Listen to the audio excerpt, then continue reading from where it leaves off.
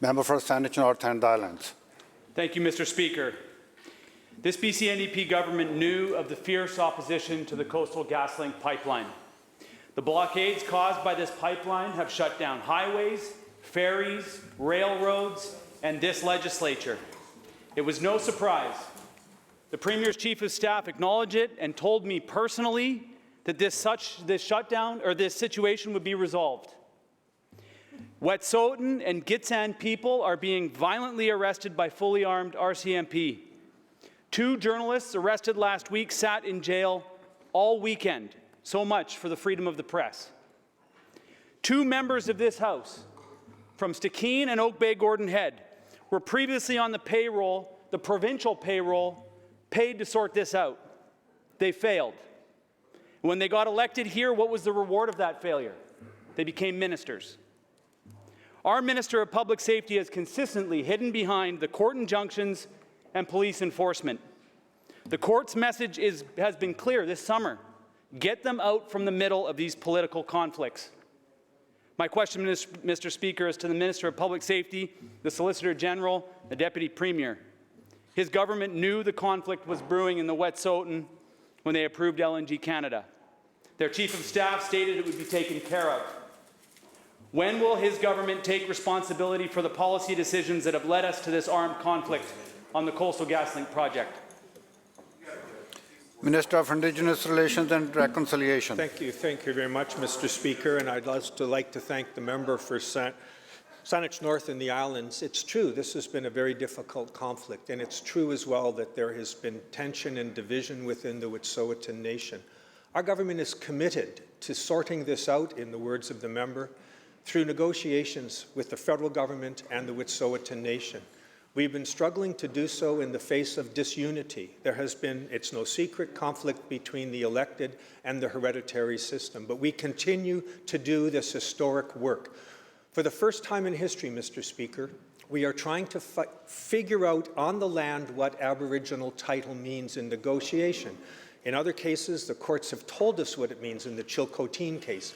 In the Delgamuukw case, we know that there is such a thing, but no court has ever told us in that Yinta, the territory of the Wet'suwet'en, just what it means. And so, Mr. Speaker, we are doing the hard work that requires. I have met with Chief Was, the hereditary Wet'suwet'en and Gitxsan clan leader, on many occasions and spoken with him. We have retained Mr. Miles Richardson, a highly respected Indigenous leader and former president of the Council of the Haida Nation, to serve as an interlocutor, to get the conversations going so we can get on with this work. And Mr. Speaker, it will be done when unity can be achieved. It will be done when the federal, provincial government and the Wet'suwet'en Nation come together to do this historic work and complete the work that has been started only in the last 2 or 3 years.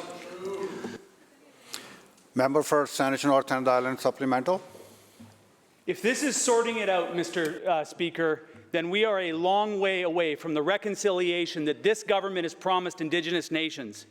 Disunity, conflict between hereditary and elected chiefs, they have been sowing the seeds of this disunity. We've been witnessing it all summer here on southern Vancouver Island. Figuring out title, the Premier stands up and talks about Indigenous title like it was figured out. It is completely unacceptable, the response from that minister. He has spent long enough as a lawyer in this province, in this country, to know far better than to stand up and say that. This government promised a new relationship with Indigenous people, but instead they're acting in bad faith, intentionally deceiving British Columbians by exploiting divisions in our communities created by the Indian Act. Member, withdraw that, please. Nobody is intentionally deceiving anybody. Withdraw that. All right, I withdraw. Continue. Members, please keep your comments to yourself. Let the chair do its work. Member will continue. This government has been exploiting divisions in our communities created by the Indian Act, and they know it. This government soaks in the accolades of passing the Declaration Act, but then are unwilling to change the racist government structures that has created the conflict that we face today. Instead of the much assured reconciliation, what we have from this BC NDP government is more of the same divide and conquer tactics, gift-wrapped in meaningless political rhetoric and empty promises. Some of the members might be feeling offended by these sharp and direct comments, Mr. Speaker. However, what they are feeling is nothing like what my relatives felt in residential and day schools, languishing in the child welfare system, and watching their unceded territory devastated by this Crown government. Mr. Speaker, my question is to the Minister of Indigenous Relations and Reconciliation. These relationships are his responsibility, and he suggested last week it was months since he talked to the people up there. In the last month, what specific actions has this minister taken to address the long-standing conflict over the Coastal GasLink pipeline in the Wet'suwet'en territory? Minister. Thank you, member. I find the harsh rhetoric absolutely unhelpful in this important historic work. To talk about bad faith, Mr. Speaker, to suggest that we have done nothing, I have spoken with Chief Wass on several occasions. I have talked to my federal counterpart. I have engaged Miles Richardson. I have been in the territory to meet the elected and the hereditary leaders in early September. I continue to work with a non-Indigenous group of people in the community who are likewise committed to getting on with this historic work.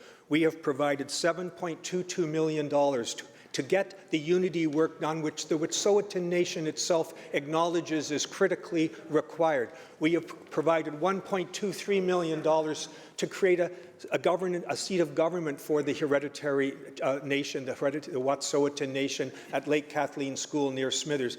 Mr. Speaker, to suggest that we have been idle seems to me greatly deceives this House. Mr. Speaker, I reject that this government is responsible for sowing the seeds of disunity when everything we have done is to try to achieve that unity.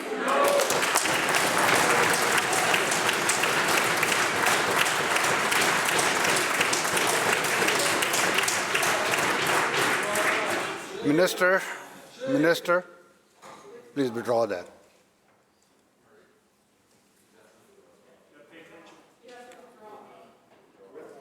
Withdraw what words you used. I'm sorry, Mr. Deceiving you, the word you used. Withdraw that. I apologize for that, sir. But I also reject that there's any bad faith on the part of our government. But I withdraw that word.